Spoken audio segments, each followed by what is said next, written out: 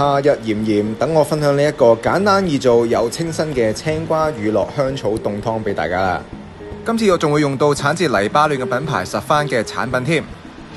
呢個青瓜乳酪濃湯簡直係清新好味又健康啊！即刻睇下有咩材料啦。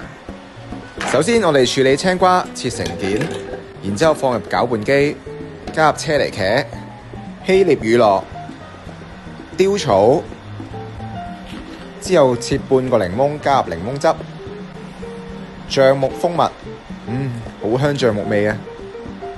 呢個蜂蜜係提升凍湯味道嘅秘密武器。之後加入產自黎巴嫩嘅十番特級初榨橄欖油，冚埋個蓋 blend 咗佢 blend 碎晒所有材料呢，咁就搞掂噶啦。我哋倒入個碗入邊，加啲黑胡椒、雕草作為裝飾，最後加入十番特級初榨橄欖油，等佢更加之香濃。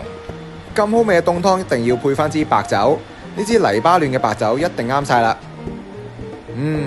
清新好味又健康，等我試下先。